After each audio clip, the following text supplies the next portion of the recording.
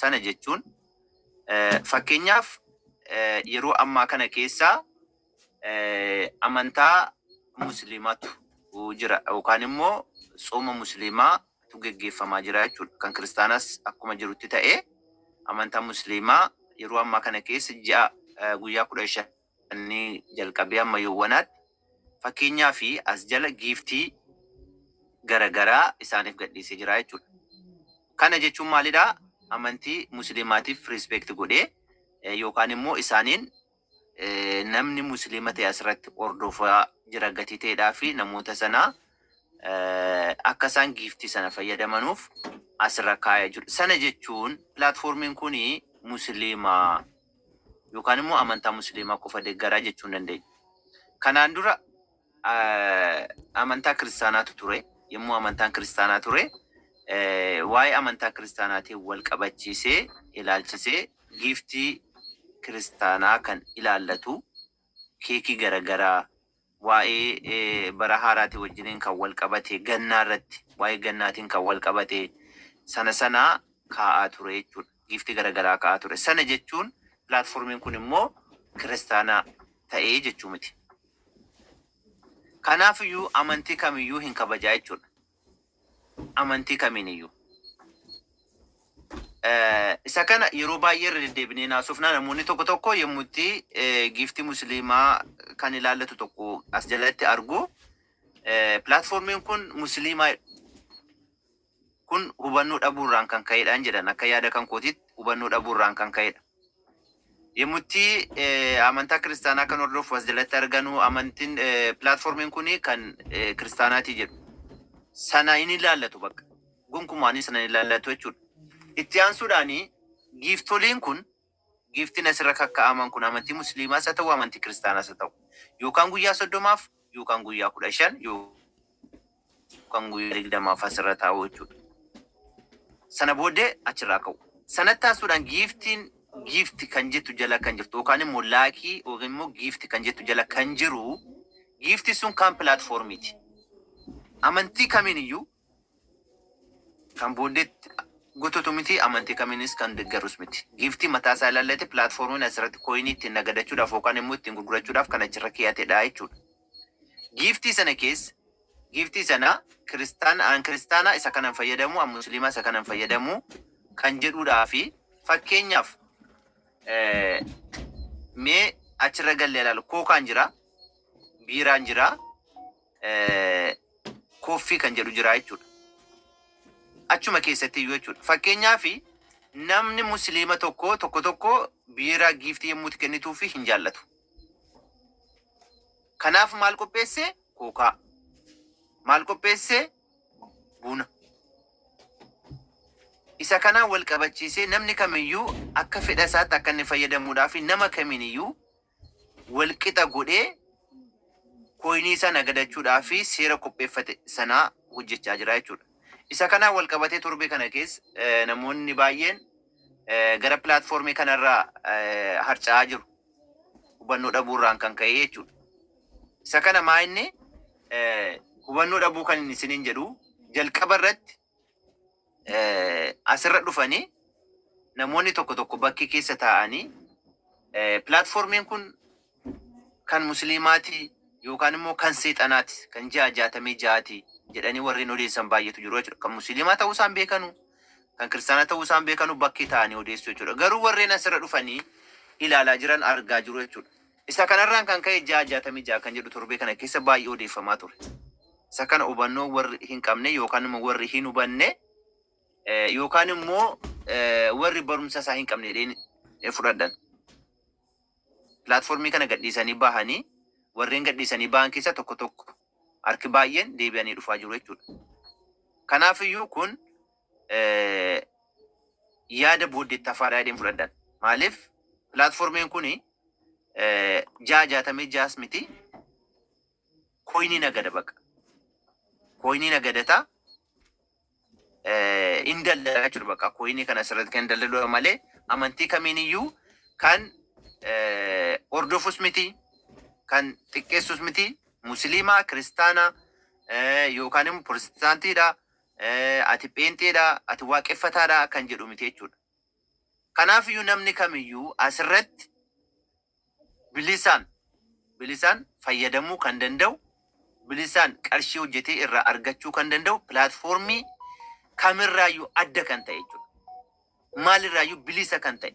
Bakka isin bilisa taatanii hojjechuu kan dandeessan, amantii keessaniin kan wal isin hin tuqne, kan hin faallessine, amantii qabdan qabaattanii amantii keessan hordofaa pilaatfoormii kana hojjechuun amantii kamiiniyyuu walitti hin bu'u jechuudha. Yookaan immoo amantiidhaan kan wal qabatu miti jechuudha. Isa kana namni kamiyyuu hubachuu qaba. Namni kamiyyuu jechuudha asirratti. Innaa kanaafiyyuu namoonni baay'een isa kana ituu hin hubatin irraa bahanii deemaa jiru. Dhaamsi an qabu asirratti warreen bahanii deeman hubannoo kana kennaafiti. Warreen asirra jirtan guddanyoota keessan ta'uu danda'u yookaan ijoollee isin beektan ta'uu danda'u. Namootan sana hubannoo dhabuurraan jedheetan fudhadhanii hubannoo dhabuu isaanii ta'an irraa kan ka'edha. Kan isaan pilaatfoormii kana gara intaanitti fudhatanii yookaan immoo jaajatamee jedhanii sammuu isaanii keessatti haala taaniin hubatanii kan isaan pilaatfoormii kanarraa bahanii deemanii jechuudha. Namoota akka kanaa nuti immoo barsiifnee yookaan immoo beeksifnee gara kana fiduu qabna isiniin jechuun barbaada. Namni kamiyyuu warreen as jala jirtanuu pilaatfoormiin kun jaajatamee miti. Amantii kamiiniyyuu kan riispeekti godhee yookaan immoo kan kabajee wajjiniin hojjetudha. Haala taanetti fudhachuudha baattanii baay'ee dasna jedha isiniin jechuun barbaada. Nuti naannoo waggaa geenyarra eeggasirra hojjechuu jalqabne jechuudha. Isin dursinee waa'ee pilaatfoormii kanaa keessa turree jirra jechuudha. Amma keessa turree irratti faayidaarraan kan hafe wanti nu miidhu yookaan immoo wanti saba keenya miidhu yookaan immoo wanti amantii keenya walitti bu'u tokko asirratti hin argine jechuudha. Kamiiniyyuu asirratti hin argine. Joosiin amantaa ortodoksii hordofuu danda'a, ani pirotestaantii ta'uu hin danda'a, daagin musliima ta'uu danda'a.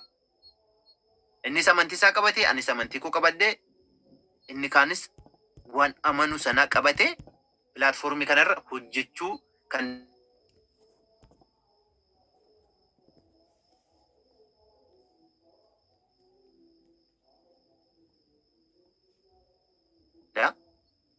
akan beekutti yookaan immoo akkan asirra turetti isin durseetan asirra dhufe waa'ee pilaatfoormii kanaa yeroo baay'ee irra deddeebi'ee gaaffii gahaa ta'e namootaan na dura dhufanii asirratti isaan argee gaafadheerasi irraa hubadheerasi isan hubadhe kan ammoo sirriitti hojiirra ishee hojjechaa jira ammayyuuwwana irra ture waan tokko wanta amantii kootii walitti bu'u tokkollee hin argine jechuudha.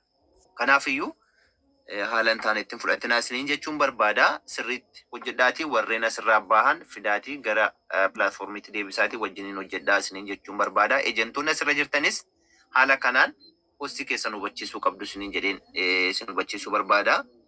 Kan kanarraa nafe dingata wanti walitti isin buusu yoo jiraate nama kamiin bukkeeyyuu dhufee yaada kennuus nan danda'a. Barsiisaanis jiru. Nama kamiin bukkeeyyuu deemee waa'ee amantiidhaan walitti bu'aa jedhee warreen haalan taane haasa'aa jiran yoo gaaffii biraa isinitti dhiyeessu yoo ta'e dhufan wajjiniin haasa'an wajjiniin mari'annee wayin isaantu sirriidha moo wayin nutu sirriidha kan ta'e hin hubachiifna jechuudha. Isaan haalan taaneen hubatanii jiru. Nuti immoo haala nuti hubanneeni kun akkuma amma isinitti himaa jiru kanaan hubannee jirra, arginees jirra, irraas hojjechaa jirra. Anirra caalaa immoo hundi keessaniyyuu irraa argitaniitu jiru. Wanti soba ta'e asirra hin jiru. Waan ifa ta'e, ifaaf bilisa ta'e isinitti himaa jirra. Ifaaf bilisa kan ta'e immoo kan hin haasa'aa jirurraa dingata gara biraadha yoo jettanii gara dhumaarratti warreen gaaffii qabdan yoo jiraattan gaafachuu ni dandeessu. Barsiisaan kanan jechuun barbaada. Galatooma waan na affeertaniif ulfaadha. Hayyee ulfaadhaa fayyaa ta'an jedha. Super agent obboleessa keenya muluqaniif ni kabajaa argadhu jedhaani. Egaa waan pilaatfoormii kanarraa waan nuuf ibsuun isarra jiru nuuf ibsee jira. Namoonni haaraan iddoo kana dhuftan shakkiin illee yoo jiraate keessan haala kanaan akka hubattan abdii qabna. Gaaffii barbaaddan gaafachuu dandeessu. Amma gara qophii maatii jaalalaa addana jiraniitti garee maatii jaalalaa kanatti isin dabarsaa. Maatiin jaalalaa egaa damee baay'eetu jira. Jalqaba obboleessa keenya Joosiitu kooyin godhe jecha kana isa duuban immoo fudhanneeti ejenti nu godhee yeroo inni nu baasu isumarraa fudhannee baanee kanaaf egaa amma biraandii qabna nuyi garee maatii jaalalaa keessatti milkii biraandii jedha kan keenya. Mallattoo keenya odaadha. Odaan immoo mallattoo oromummaati. Sana duukaa odaa kitaaba irratti biqilee dagaagee argitu. Mana kana keessa leenjii fi barsiisuu guddaatu jira. Sun immoo namoonni hubannoo caalu akka argataniif kan isaan fayyadudha. Namni baratu irraafamu jechuudha. Amma tibbana lola ka'e yookaan immoo qilleensa raafame kana keessa obboloonni keenya iddoo adda addaatti harca'anii maatii jaalalaa keessaa namni harca'ee hin jiru. Maalirraa madde kun barumsaanii gadi utubanii hundee gadi fageeffatanii dhaabbachuu kan jedhu sana irraatii jechuudha kan inni jabaatee dhaabachuu danda'e. Kanaafuu hundeen keenya maalirra dhaabate jechuudha. Hundeen keenya barnootarraa jechuudha, beekumsarraa. Achi immoo yoo barnoota barattee sirriitti hojjettee akka odaa kanaa dagaagda hojii ana keessatti dhumarraa maal argattee baata akka urjii kanaatti addunyaa irratti mul'attaa jechuudha hiikii asirra jiru. Erga kana jennee booda maatii jaalalaaf waltajjii gadin isaa isaan kallattumaan gara isaaniittan isin dabarsaa jechuudha.